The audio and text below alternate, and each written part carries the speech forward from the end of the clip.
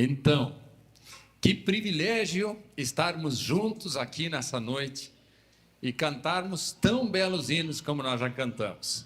Cantados com alegria, cantados com uma boa execução de música e com um entusiasmo, olha, digno desse aniversário nessa noite. E além daquilo que nós já cantamos, e daquilo que nós já ouvimos, e daquilo das pessoas que nós encontramos aqui, vocês já repararam isso aqui?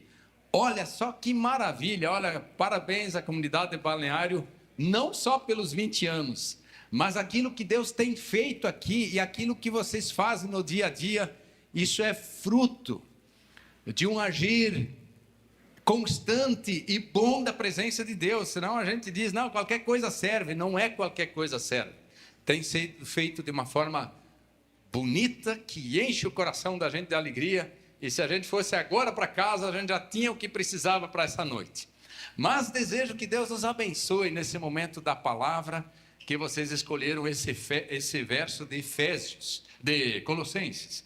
De Colossenses, quem recebeu o convite, estava lá escrito, o capítulo 3 de Colossenses, os versículos 15 até 17. E a gente quer, de forma, eu diria assim, breve, olhar para essa palavra, mas de forma muito significativa daquilo que Deus fez e daquilo que Deus quer fazer para frente. O texto que está ali escrito, eu vou ler, aliás, ele já foi lido antes, né? Ele já foi lido antes, isso, o Nelson leu lá no início. E ele fala de 3 coisas bastante básicas: que a paz de Cristo governe os nossos corações, que a palavra de Cristo habite ricamente em nós com gratidão, e tudo o que fizermos seja para a glória de Jesus. Isso é basicamente o que já foi dito para nós, o que foi lido e que a gente quer refletir de uma forma bastante, agora dar uma olhada de uma forma um pouco mais consistente. Diz o seguinte: quem tem ali a sua Bíblia, você olhar lá no capítulo 1, no versículo 15 até o versículo 20, ali vai explicar um pouquinho melhor o que Paulo quer dizer quando ele fala essa paz de Cristo habite ou governe os nossos corações. Ali ele vai dizer de 15 a 20, nós vamos ler só o versículo 20, mas ele vem falando de Jesus, da grandeza de Jesus, da supremacia de Jesus, daquilo que Jesus é para dentro desse mundo.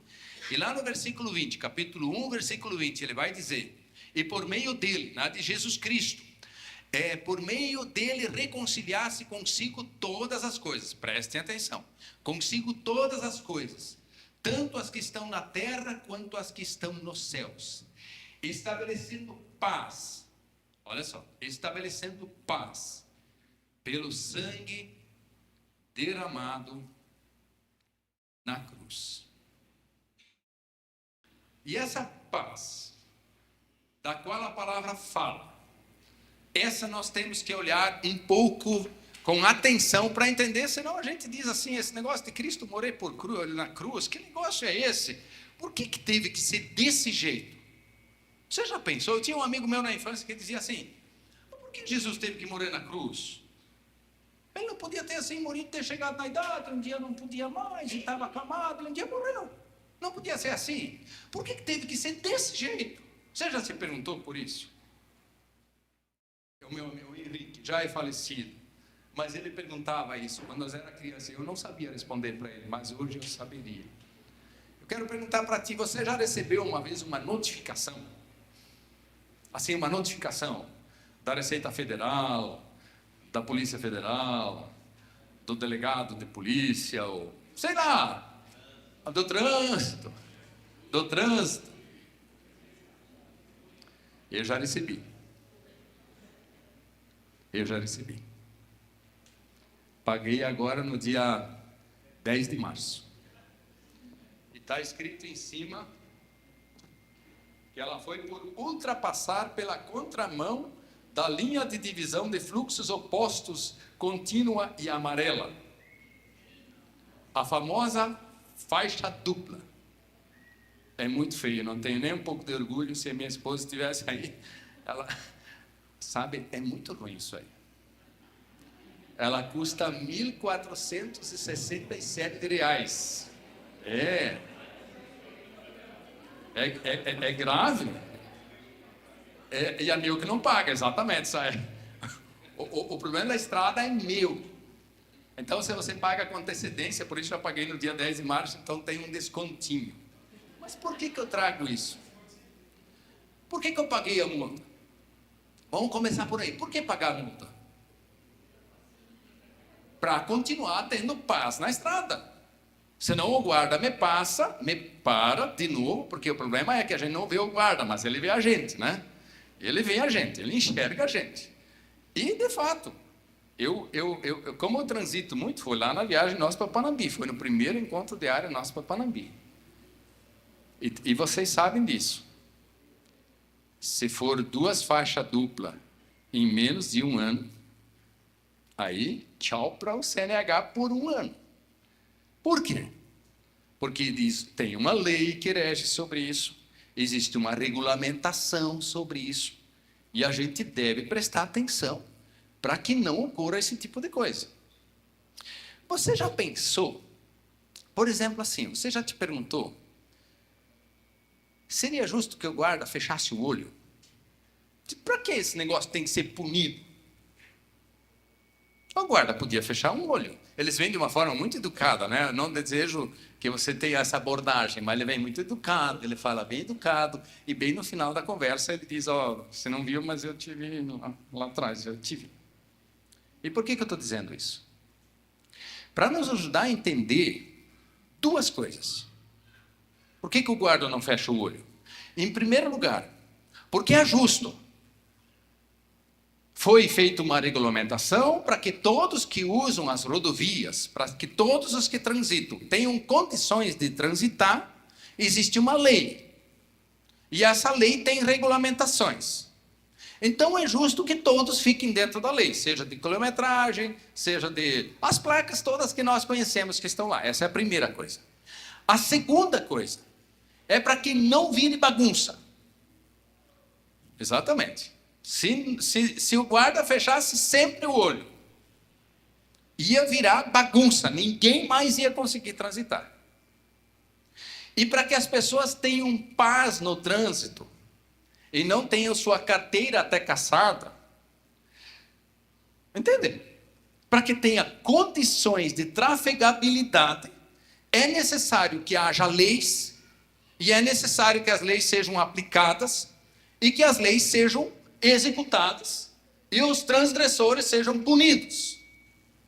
E não pense que eu estou falando isso com alegria, a punição custa, mas isso aqui até dinheiro paga, né? Isso aqui até com dinheiro a gente resolve. Isso aqui com R$880 eu resolvi essa multa, e eu continuo sendo habilitado para transitar na estrada.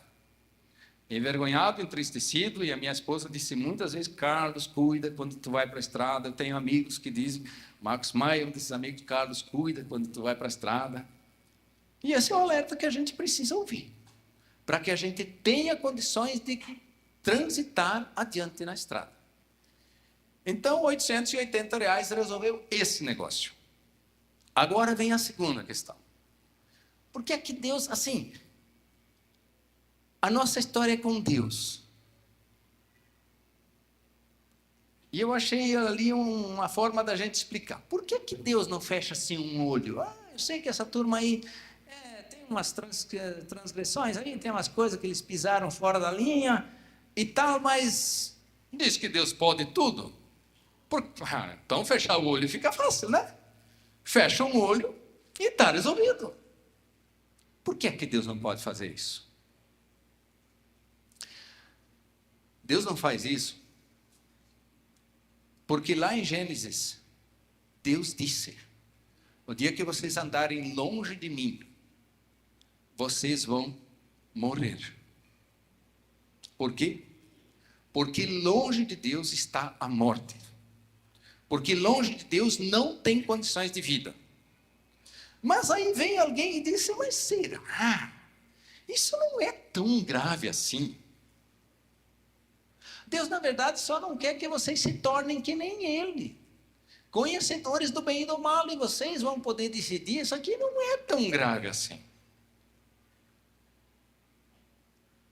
E aí veio o pecado para dentro desse mundo. E o pecado é que o ser humano disse: eu sei me virar sozinho. Com tudo que existe, eu sei. Eu sei sobre o meu futuro, sei sobre o meu passado, sei sobre o que eu devo, o que eu não devo, o que eu posso, o que eu não posso, sobre tudo. Eu me viro. E aí vem a parte boa de Deus. Deus podia ter dito: bom, acabou. E Deus não disse isso. Deus deixou que que o ser humano continuasse vivendo. Mas ele está legalmente longe de Deus. E aí vem uma coisa muito importante para a gente entender. Vocês sabem que um dia perante Deus, não é Deus que vai dizer assim: vamos escolher alguém. Valmor, Valmor, eu sei o que você fez, Valmor. Eu sei. Vocês acham que é Deus que vai fazer assim? Quem é que vai fazer assim? Quem vai ser o acusador perante Deus? Quem? O inimigo, o diabo. O diabo que vai fazer isso. E sabe qual seria o grande prazer do diabo? Ver Deus fazer uma injustiça, que aquele que não andou com Deus vai viver eternamente longe de Deus, e Deus diz: vamos fechar um olho aí, tem tanta corrupção nesse mundo, o que é fechar mais um olho? É isso que o diabo queria ver. Diz: Deus, eu sabia que tu é injusto. Tu é injusto. E se Deus é justo, o diabo diz para Deus: mas tu é um Deus ruim mesmo. Tu cria essa turma, tu dá a vida para eles e depois tu deixa eles se perder. Então, ou Deus é um Deus ruim que cria e depois não dá salvação, não dá vida, ou ele é um Deus justo. Pensa numa legítima sinuca de bico. Isso significa sem saída. Sem saída. Totalmente sem saída. Ou Deus é um Deus ruim que cria e não dá condições de vida eterna, ou se ele fecha o olho, ele é um Deus injusto. E por isso que Jesus não podia simplesmente morrer um dia quando chegou na idade e não tinha mais condições de viver. Alguém tinha que pagar essa conta. E Deus coloca o seu filho para pagar essa conta. E eu acho que isso é o próprio Deus. Quem ali tem filho sabe disso. Pode me pedir qualquer coisa, mas eu não daria meus filhos pelos outros. Eu não daria. E quem é pai e mãe sabe do que eu estou falando. E Deus deu o seu filho para morrer por gente que decidiu voluntariamente andar longe de Deus. Por pessoas que nem nós, que dissemos: eu nem sei se tu existe. E se tu existe, Deus, te calma um pouco aí, que um dia eu acerto as coisas. Sabe, esse é o nosso pecado, andar longe de Deus. E Deus deu o seu filho. E aí vem mais uma. Por isso a paz que Deus dá em Cristo Jesus é tão grande. Como é que nesse mundo se conquista a paz? Nesse mundo se conquista a paz, o mais forte vence o mais fraco. Certo? É só olhar as guerras que estão acontecendo. Essa é a disputa. E vai haver paz um dia que o mais fraco abre mão de tudo, está bom, perdemos mesmo, agora podem parar de atirar que eu me rendo. O mais fraco vai se render e o mais forte vai pisar em cima dele. E aí que vem a grande diferença de Jesus Cristo. Jesus Cristo é filho de Deus. E ele podia chegar em cima de todo mundo e pisar em cima. Você quis andar longe, agora tu vai ver como é que é andar longe. E Deus não faz isso. Deus conquista essa paz se deixando morrer em nosso lugar. Pensa num negócio desses. Se deixando morrer em nosso lugar.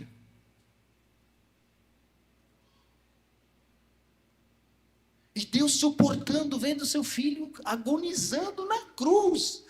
Não era numa cama confortável, não era num hospital com uma injeção letal, com toda assistência. Era pior do que cadeira elétrica. A gente fica horrorizado, eu fico. Quando eu vejo aquelas cenas, elas são horríveis. Assim Deus deixou morrer o seu filho no nosso lugar, para conquistar. Vejam, aí essa palavra é tão importante lá em Colossenses, o versículo 20. Estabelecendo a paz pelo seu sangue derramado por nós na cruz. Deus nos conquista de volta. O ser humano andou para longe, mas Deus, ao mesmo tempo, em Jesus Cristo, Ele continua sendo bom. Porque Deus sabe, por isso eu fiz antes a pergunta, por que é que no trânsito é tão importante que a lei seja cumprida? Porque senão vira uma selvageria. Sim, Deus manter a sua palavra, nós íamos carnear um ao outro. O mundo ia virar selvagem. Por isso Deus tem que manter a lei. E ao mesmo tempo, Ele é bom, Ele vem atrás de nós, porque Ele sabe que longe de Deus, nós iríamos ser loucos, um devorando o outro. E de repente Deus diz, e nos conquista de volta. E agora eu posso voltar para aquilo que eu disse antes para o Valmor, que o diabo vai dizer, eu vi o dia que você fez aquilo. Desculpa falar assim para o Valmor, mas a gente escolhe um amigo que a gente pode falar dessa forma. E sabe o que vai acontecer?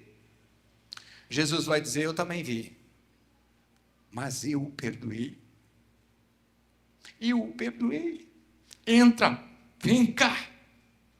Você pode entrar comigo, porque eu vi, eu te perdoei, porque você confessou os seus pecados. E nós estamos em paz. Nós estamos em paz. Não tem mais nenhuma acusação. Não tem mais nada que possa dizer, o diabo pode fazer o que ele quiser. Aqueles que estão em Cristo Jesus têm tudo o que precisam. E essa é a vitória. Essa é a grande vitória de Deus. Ele conquista de uma forma que ninguém mais possa acusar. Pode falar o que quiser. Deus foi bom, porque veio atrás, e foi justo, porque Ele deixou seu filho morrer no nosso lugar. No teu e no meu lugar. E por isso podemos ter paz nesse mundo. Comecei falando de uma multa de trânsito, na qual eu me envergonho, mas eu continuo tendo paz, porque eu consegui liquidar a conta. Mas essa conta, de ter andado longe de Deus, essa ninguém de nós conseguiria liquidar. Sabe por quê? Porque eu e você fomos criados para fazer o bem. Então, quando eu faço o bem, eu não estou fazendo, eu não ganho nenhum crédito. Eu fui criado para fazer o bem. Se você compra um aparelho, você compra um carro e o carro funciona, a empresa ganha um crédito por causa disso? Você paga um valor a mais porque o carro está funcionando? Não. Ele foi fabricado para funcionar. E você comprou ele para funcionar. Então, ele nunca ganha um crédito. Assim somos nós. Eu não ganho um crédito perante Deus porque eu faço coisas boas. Então, eu só vou ganhando débitos. E alguém tem que pagar esse débito. E esse débito Jesus pagou. E esse débito é a paz que nós temos com Deus. Que Deus nos olha lá do céu e vê a gente com as bobagens que a gente faz. Essas e outras que a gente não vê. Essa aqui também ninguém via, mas no caso eu mostrei. E Deus continua a dizer, mas Ele olha para mim, sabe quem Ele enxerga? Ele enxerga Jesus Cristo. Quando Deus olha aqueles que estão em Jesus, Deus olha para eles, Deus vê Jesus Cristo. E aí vem agora essa preciosa palavra que nós lemos. Por isso ele vai dizer agora aqui, que a paz de Cristo governe os vossos corações. Que essa paz que Deus pagou tão caro para que ela invadisse esse mundo, para que nós estivéssemos de volta com Deus. Pois é. Agora vamos nós ser governados por um outro tipo de princípio? Não! Que essa paz que se deixa morrer a si mesmo, a favor da vida, que essa governe. E não a lei do olho por olho e dente por dente. Dente por dente. Não! A paz, como vai dizer o texto de uma forma tão preciosa, que ele diz, que a paz de Cristo seja o juiz em vosso coração, visto que vocês foram chamados para viver em paz. Deus pagou caríssimo para que nós tivéssemos essa paz. E essa paz é o que deve agora fazer, que deve reinar em nosso meio. E essa paz conquistada por Deus, criou comunidades mundo afora. E criou muitas comunidades em muitos lugares diferentes. E criou essa comunidade aqui. Essa paz de Deus. E essa paz que nos une. Veja, O que nos une não são mais o mesmo gosto da música, não são mais o mesmo gosto da cor, não é mais o mesmo... Nós temos gostos muito diferentes. Mas o que nos une é Jesus Cristo. Por isso, às vezes, as pessoas acham que elas têm que pensar tudo igual. Não! Só em Cristo dá para pensar muito diferente, de forma muito diferente, de jeito muito diferente, e dizer, mas nós somos um em Cristo. Isso. E isso é precioso. Essa é a paz. Se ele fez tudo isso, como é que agora eu vou brigar com meu irmão, com minha irmã, por coisinhas? Não é verdade? Às vezes nós brigamos por coisinhas. Parece que Deus olha e diz, não, o que eu conquistei para eles jogaram fora. Não. Que essa paz continue reinando, continue governando em nossos corações. A segunda coisa que ele vai dizer: habite em vós ricamente a palavra de Cristo. A palavra desse Cristo. Sabem, pensa como esse Jesus que vem morrer por nós, como ele falava. Ele era amável, ele era respeitoso, ele falava de forma firme e respeitosa até com aqueles que se opunham a ele. Se a gente pensa como ele foi para a cruz, eles zombavam dele, eles bateram nele. Bem, olha lá se tu acha uma palavra dura, sempre de forma mansa, de forma respeitosa, de forma querida. E às vezes nós, só porque o outro fala uma palavra diferente do que eu gostei, nós já não temos mais a palavra de Cristo em nós. Nós temos o nosso rancor, nós temos o nosso jeito áspero, nós temos o nosso jeito resignado. Por isso nessa palavra vai aparecer algumas vezes: habite a gratidão nos vossos corações. A palavra, a paz de Cristo, a palavra de Cristo, e de uma forma com gratidão. Por isso ele vai dizer junto à palavra, com salmos, cantem salmos, hinos, cânticos espirituais, com gratidão a Deus em vosso coração. Não significa que eu tenho que chegar para o outro e dizer a verdade para ele, olha, tem que cantar salmo, tem que não sei o quê. Não, mas um coração leve, um coração livre, um coração que pode cantar essas coisas que nós cantamos antes aqui, e que esse jeito se replique na casa, e aí, na casa e na comunidade. E aí a gente vai ver logo em seguida uma palavra tão preciosa que diz no último versículo: e tudo que fizerem, seja em palavra ou seja em ação, façam em nome do Senhor Jesus. Agora vai dizer tudo que fizerem. Não o que você faz para Milk, não o que você faz para a igreja. Isso também, mas tudo. Por que tudo? Renato, antes quando vocês estavam cantando ali, que nos inspirou e que nos alegrou, você disse, qual é o louvor mais perfeito que você pode dar para Deus? A vida. E a vida se vive aonde? Na igreja? Na igreja também. Mas se vive no momento de oração, se vive quando a gente está com os filhos em casa, quando a gente está com o cônjuge, quando a gente vai para o trabalho, quando a gente volta para o trabalho, quando a gente está no trabalho. Ou nesse momento, eu sou alguém que tem a paz de Cristo, porque por isso nesse verso de 1:20 foi tão importante, reconciliar-se consigo todas as coisas. Interessante, a reconciliação é com tudo. Porque todas essas coisas são de Deus. Às vezes os cristãos às vezes parecem meio esquizofrênicos. Agora é coisa de Deus, agora não é coisa de Deus. Vai dizer que isso aqui não é de Deus. Vai dizer que a música não é de Deus. Agora pensa quanta coisa foi criada, foi inspirada, foi feita até chegar nesses aparelhos, na transmissão. Quantas pessoas trabalharam para que isso acontecesse? Pois é, isso não foi para Deus? Tem muita gente que trabalha nesse mundo e nem sabe que é para Deus. Lutero disse uma vez uma palavra muito importante. Ele diz, quando você senta na mesa e pega um copo de leite, já teve uma pessoa que fez a ordenha desse copo de leite. E pensa em todo o setor produtivo, até que aquele copo de leite chegasse na tua mesa. Pois é. E tu não está grato, tu não senta na mesa e agradece pelo pão, pelo leite, pela geleia, pelo queijo, tudo que está na mesa. Por isso diz, glorifiquem a Deus em todas as coisas. Por quê? Porque a nossa vida está perante Deus. Ou isso aqui é blá, blá, blá. Eu venho aqui e canto. Ou a minha vida está perante Deus, ou é blá, blá, blá.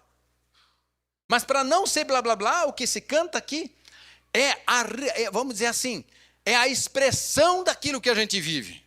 Essa é a palavra. É a expressão daquilo que a gente vive. E sabe por quê? Eu gosto muito de um pensamento que brota da Bíblia, no meu entendimento. Sabe, no início, diz a Bíblia que a terra era um torvo-vaborro, era um caos completo. E Deus foi dia após dia transformando caos em cosmos. Cosmos é mundo organizado. E quando ele criou tudo, ele criou o ser humano. E diz a palavra que ele colocou no ser humano a sua imagem. E qual é a sua imagem? A imagem de ter condições de criar, de cuidar, de zelar.